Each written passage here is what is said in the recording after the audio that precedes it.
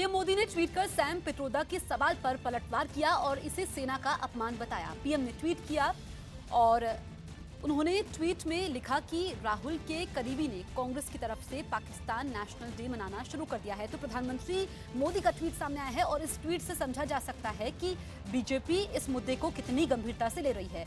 तो पीएम लिखते हैं, राहुल के करीबी ने कांग्रेस की तरफ से पाकिस्तान नेशनल डे मनाना शुरू कर दिया है। भारतीय सेना का अपमान शर्मनाक। विपक्ष वक्त वक्त पर सेना का अपमान करता रहता है। मैं भारत के लोगों से अपील करना चाहता हूं कि विपक्ष के लोगों से सवाल पूछे। उन्हें बताएं कि 130 करोड़ लोग विपक्ष के लोगों को माफ नहीं करेंगे। भारत के लोग सेना के साथ खड़े हैं। उधर आतंकियों पर दिए अपने बयान पर सैम पित्रोदा अपनी ही पार्टी में घिरने लगे हैं। कांग्रेस नेता संदीप दीक्षित ने पित्रोदा पर निशाना साधते हुए कहा कि हो सकता है कि ये पित्रोदा की निजी राय हो, लेकिन अगर उन्हें इस बारे में जानकारी नहीं है तो उन्हीं की गलती है।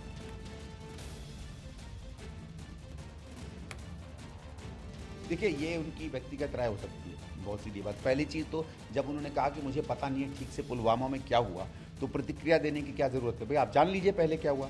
क्योंकि आपको याद होगा पुलवामा के हमले के बाद पूरे देश में एक बदला तो शब्द क्या कहें, जो बदले की भावना थी कि जो पाकिस्तान के द्वारा जो ये प्रोत्साहित और स्पॉन्सर्ड टेररिस्ट हैं, इनको जवाब देने की बहुत ज़रूरत है। सबको मालूम था कि पाकिस्तानी सरकार, ISI, उनकी फौज का इसके पीछे हाथ है और किसी न किसी रूप में हमें जवाब देना है।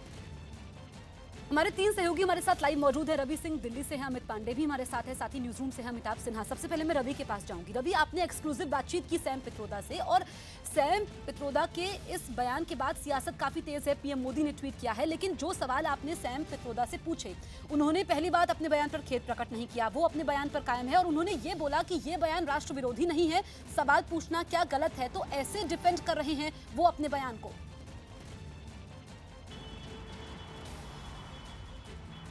देखिए, सबसे बड़ी बात यह है कि सैम पित्रोदा राहुल गांधी के बेहद करीबी हैं और जिस समय मैंने उनका इंटरव्यू किया, उनसे सवाल पूछे, उसके ठीक 10 मिनट पहले वो राहुल गांधी के से मुलाकात करके उनके घर से निकले थे और इस पर भी सवाल पूछा कि आखिर में इस मसले पर क्या बातचीत हुई है। क्योंकि इस समय क्योंकि चुनावी माहौल है और ये कांग्रेस को पता है कि अगर चुनावी ये सियासी मुद्दा बन जाता है तो नुकसान झेलना पड़ेगा कांग्रेस को। तो सबसे बड़ी बात यह है कि सैम पित्रोदा जो कांग्रेस की तमाम जो मामले हैं, विदेशी मामले हैं, क्योंकि विदेश में ज़्यादा रहते हैं, देश में कम रहते हैं, और ऐसे में उन्होंने एक जिक्र किया था कि वहाँ के अखबारों में, लोकल अखबारों में वहाँ पर उन्होंने पढ़ा था और इसके लिए उन्होंने फैक्ट मांगा है कि आखिर में पुलवामा हमले का फैक्ट क्या है। फैक्ट का मतलब यह है कि वो सवाल पूछ रहे हैं कि कितने लोग मारे गए थे। तो सबसे बड़ी बात यह है कि कुछ और नेताओं ने भी इस तरीके के सवाल पूछा था, लेकिन बाद में उनकी काफ़ी ज़्यादा किरकिरी हुई थी। अब सैम पित्रोदा इस तरीके का सवाल पूछ रहे हैं तो कांग्रेस को इस पूरे मामले पर जवाब देना पड़ेगा, क्योंकि 1 बजे राहुल गांधी की PC है, इस पर जाहिर तौर पर उनसे सवाल पूछा जाएगा। जी, सैम पित्रोदा इस बात को जरूर कह रहे हैं कि राहुल गांधी से मुलाकात में ये मुद्दा उठा नहीं, लेकिन जिस तरीके से प्रेस कॉन्फ्रेंस का वक्त 10:15 से 1 बजे के लिए पोस्टपोन कर दिया गया, उसके बाद उनकी मुलाकात हुई और जो उनके तेवर है, जो तेवर हमने पहले देखी है, जो बयान उन्होंने पहले दिया जिसमें वो कह रहे थे पाकिस्तान को दोषी नहीं ठहराया जा सकता, केवल 8 अगर व्यक्ति आते हैं और इस तरीके के 26/11 हमला होता है तो पूरे पाकिस्तान को मत निशाने पर लीजिए। अब वो सिर्फ एक बात पर टिके हुए कि मैं सिर्फ सवाल पूछ रहा हूँ, सवाल पूछने में क्या हर्ज है। यानी एक लाइन पार्टी की तरफ से दे दी गई और उसी लाइन पर अब वो टिके हुए।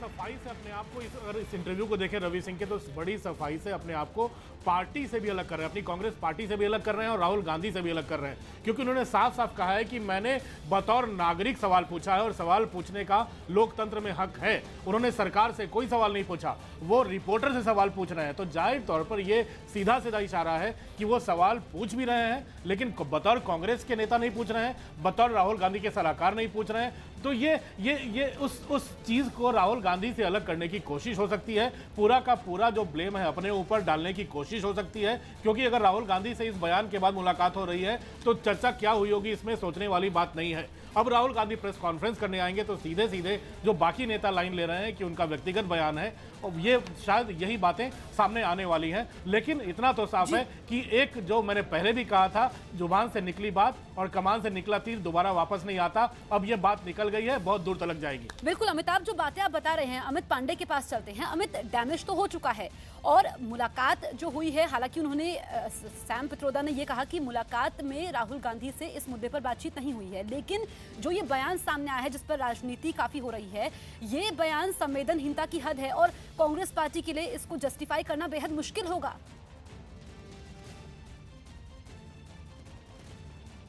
जी बिल्कुल, कांग्रेस पार्टी के लिए बहुत ज्यादा मुश्किल होगा और यही वजह है कि अपने रुख से सैम पित्रोदा के बयान को पूरी तरीके से अलग रखेगी कांग्रेस पार्टी, क्योंकि इससे पहले भी पिछले चुनाव में भी इनके नेताओं की तरफ से जो बयान आए थे पार्टी को काफी किरकिरी का सामना करना पड़ा था और अब ताजा बयान इसी फेहरिस्त में है। और जब इस इतने काबिल व्यक्ति का कांग्रेस के मुताबिक जो बयान आता है जो कि पहले महत्वपूर्ण पदों पर रहा है, तब बीजेपी के लिए एक हमला करने का मौका मिल जाएगा और पीएम का ट्वीट उसी दिशा में है। और अब हम आने वाले समय में, आने वाले कुछ घंटों में ये उम्मीद करेंगे कि बीजेपी की ओर से बेहद तल्ख प्रतिक्रिया आएगी और एक और मौका दे दिया है बीजेपी को हमला करने का। कांग्रेस के प्रतिक्रिया जो है वो आनी भी शुरू हो गई है। हिमाचल के मुख्यमंत्री जयराम ठाकुर ने भी सैम पित्रोदा के बयान को शर्मनाक बताते हुए कांग्रेस पर निशाना साधा और कहा कि इस पर कांग्रेस को माफी मांगनी चाहिए। सैम पित्रोदा के बयान पर हमारे साथ बात करने के लिए हिमाचल सीएम जयराम ठाकुर जी हैं। सर, उन्होंने पुलवामा हमले पर सवाल उठाया और कहा है कि अगर इतने लोग मरे हैं तो सबूत तो दो। देखिए, मुझे लगता है कि ना जाने इस पार्टी को क्या हो गया है। अगर हमारे नेतृत्व पर विश्वास नहीं है मत करिए, लेकिन कम से कम सेना पर तो विश्वास करना चाहिए। पाकिस्तान पूरे देश दुनिया में चिल्ला चिल्ला के कह रहा है कि हमको बर्बाद कर दिया। हमारी धरती पर जो है भारत ने जो है वहाँ पर आकर के जो है सर्जिकल स्ट्राइक की, एयर स्ट्राइक किया है। उसके बावजूद भी इनको सबूत चाहिए। और मुझे लगता है कि ऐसी परिस्थिति में कांग्रेस पार्टी को जिस तरह से लोग पूरे देश भर में देख रहे हैं, उनको इसका खामियाजा निश्चित रूप से भुगतना पड़ेगा, उनके नेतृत्व को और उन सबको। सर, इंडियन ओवरसीज कांग्रेस के अध्यक्ष रहे हैं सैम पित्रोदा और अब उन्होंने कहा कि डर सा माहौल है, डर का माहौल है बार बार अगर इन्हीं चीजों से। मैं सिर्फ एक ही बात कर रहा हूँ, सैम पित्रोदा तो एक जगह, लेकिन हम देख रहे हैं कांग्रेस पार्टी का जो प्रमुख नेतृत्व किस भाषा में बात कर रहा है। हर जगह राजनीति, हर बार राजनीति। मुझे लगता है कि कहीं इससे हट कर भी सोचना चाहिए। जब देश के बारे में बात करते हैं तो सिर्फ देश के बारे में बात करनी चाहिए। उन सैनिकों का मनोबल न टूटे, इस बात को उनको ध्यान में रखना चाहिए, जो अपनी जान की कुर्बानी दे करके जो है वो पाकिस्तान के साथ, आतंकवादियों के साथ लड़ रहे हैं। ऐसी परिस्थिति में मुझे सिर्फ इतना ही कहना है। Thank you. Camera person Neeraj Tiwari के साथ अमित पांडे, दिल्ली, न्यूज़ 18 इंडिया। हमारे तीनों सहयोगी हमारे साथ बने हुए हैं। अमित पांडे के पास चलते हैं। अमित, आप जयराम ठाकुर से बातचीत कर रहे थे और जयराम ठाकुर ने कहा कि इस बयान के बाद कांग्रेस को गंभीर नतीजे भुगतने होंगे। एक बात तो साफ है कि बीजेपी इस मुद्दे को छोड़ने वाली नहीं है।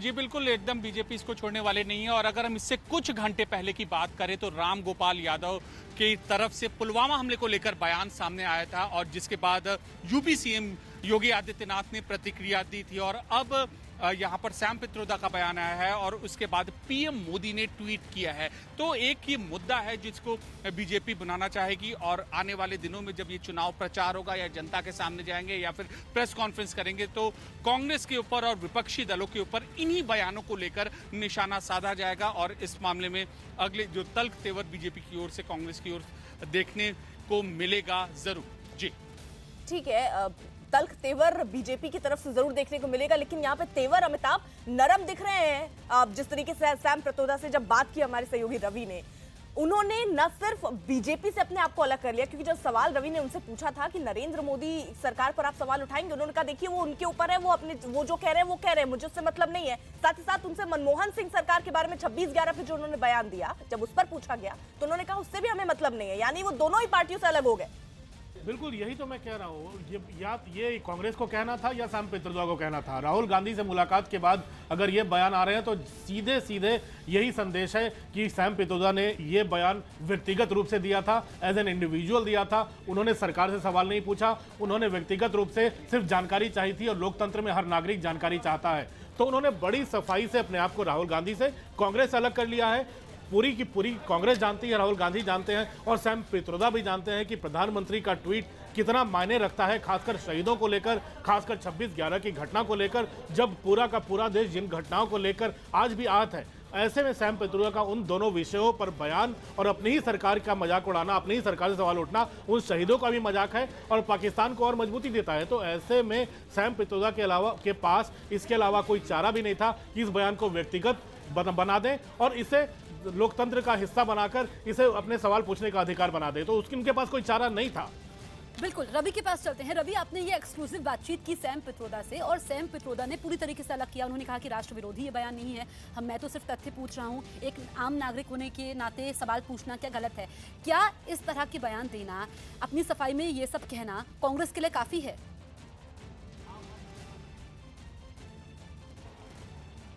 देखिए, सबसे बड़ी बात यह है कि ये सवाल ज़रूर राहुल गांधी से पूछा जाएगा जब दोपहर के 1 बजे उनकी प्रेस कॉन्फ्रेंस है। लेकिन जब मैंने पूछा कि क्योंकि 26/11 का भी उन्होंने मेंशन किया था मुंबई हमले कि उस समय मनमोहन सरकार थी, उनका ये कहना कि जो मनमोहन सरकार ने जो कुछ किया था वो उस सरकार का था, यानी कि उस पर सवाल नहीं खड़े करते। जो मोदी सरकार ने पुलवामा हमले को लेकर किया उस पर वो सवाल नहीं खड़े करते। लेकिन एक नागरिक होने के नाते फैक्ट जानना ज़रूरी है, क्योंकि जो विदेशी अखबारों में इस तरीके का मेंशन होता है, जब अखबारों की हेडलाइन बनती है, सुर्खियाँ बनती हैं, तो एक नागरिक होने के नाते ये जानना जरूरी है कि इसका फैक्ट क्या है। लेकिन सबसे बड़ी बात यह है कि क्या सैम पित्रोदा की इस तमाम मामले पर राहुल गांधी से बातचीत हुई है? क्योंकि राहुल गांधी के घर पर मुलाकात हुई, एक कोर कमेटी की मीटिंग थी और कोर कमेटी में ये है नहीं, तो आखिर में सैम पित्रोदा राहुल गांधी के घर गए क्यों थे? क्या राहुल गांधी ने इन्हें सम्मन किया था कि आपको इस लाइन पर नहीं चलना है, या किसी तरीके की फटकार लगाई थी? उसके बाद इनके थोड़े से जो इनके स्टेटमेंट है उसको थोड़ा सा तोड़ मड़ोड़ कर उन्होंने पेश किया अभी जब मैंने इंटरव्यू किया था, तो जिसमें मनमोहन सरकार और मोदी सरकार दोनों के सरकारों पर सवाल नहीं खड़े करती, क्योंकि उनको पता है कि इस समय राष्ट्रभक्ति, देशभक्ति एक बड़ा मुद्दा चल रहा है पुलवामा हमले के बाद। और ऐसे में अगर ये संभल के बयान नहीं देंगे कांग्रेसी नेता या कोई भी पार्टी के नेता अगर संभल कर बयान नहीं देगा तो उसको खामियाजा भुगतना पड़ सकता है, क्योंकि चुनावी माहौल चल रहा है और चुनाव की घोषणा हो चुकी है। ठीक है, आप सभी बने रहिए हमारे साथ। कुछ रिएक्शंस भी आ रहे हैं इसी बयान पर, वो भी सुन लेते हैं। सैम पित्रोदा जी की पूरी हिस्ट्री आपको पता है, मुझे भी पता है, वो किस फील्ड के हैं वो भी पता है। तो जो वास्तविकता से अनभिज्ञ हो उसकी बातों को गंभीरता से लेने का कोई फायदा नहीं।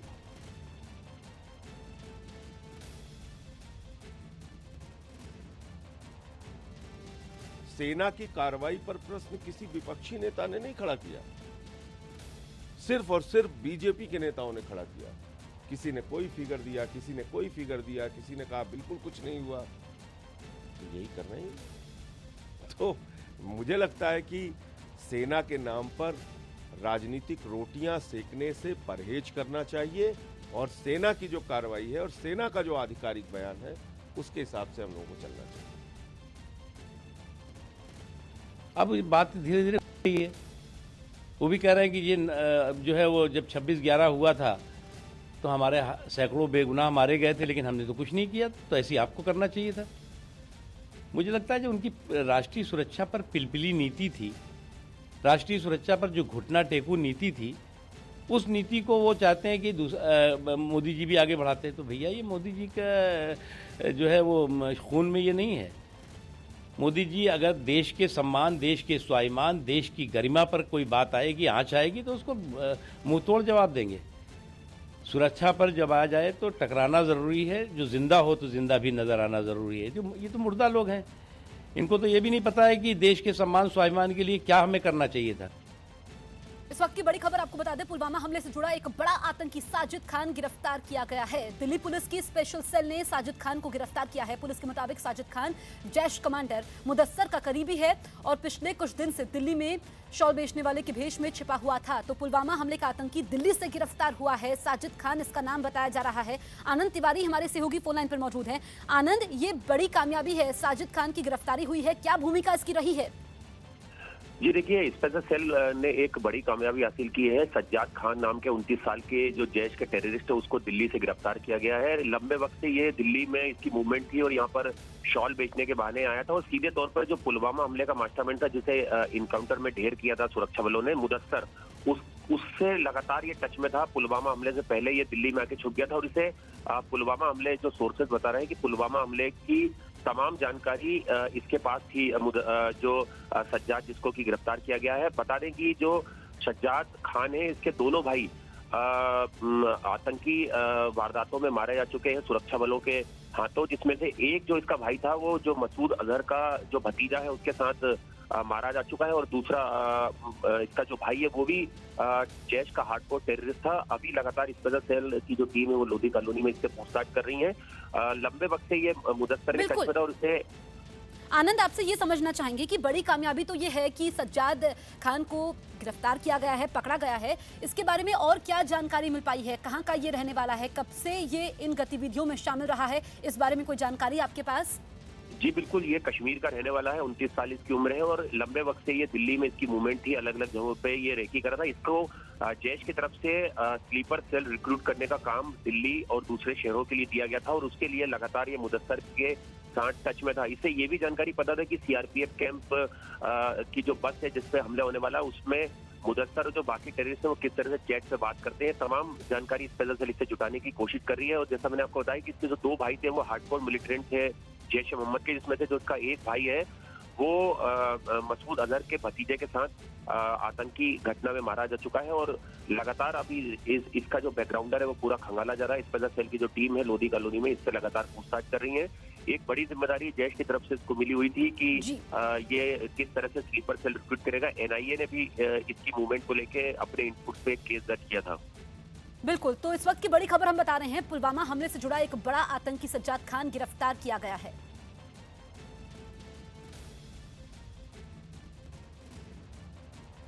और इसी बीच एक और बड़ी खबर, पूर्व क्रिकेटर गौतम गंभीर बीजेपी में शामिल हो सकते हैं। बड़ी खबर, काफी दिन से इस बात की चर्चा थी, दबे शब्दों में इस बात का जिक्र हो रहा था, लेकिन अब जो संभावनाएं ज्यादा प्रबल दिख रही हैं उसके मुताबिक पूर्व क्रिकेटर गौतम गंभीर बीजेपी में शामिल हो सकते हैं। विक्रांत, क्या जानकारी? देखिए, गौतम गंभीर बीजेपी दफ्तर में पहुंच चुके हैं और इस समय केंद्रीय मंत्री, वित्त मंत्री अरुण जेटली के साथ बैठे हुए हैं। अरुण जेटली भी बीजेपी दफ्तर में है।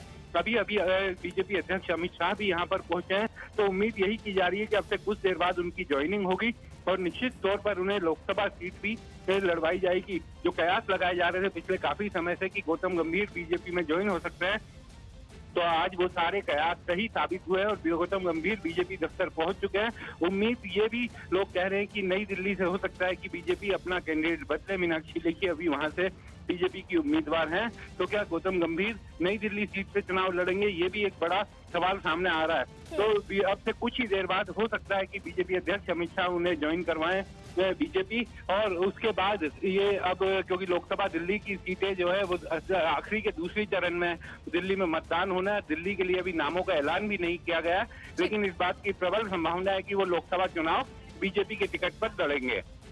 शुक्रिया विक्रांत।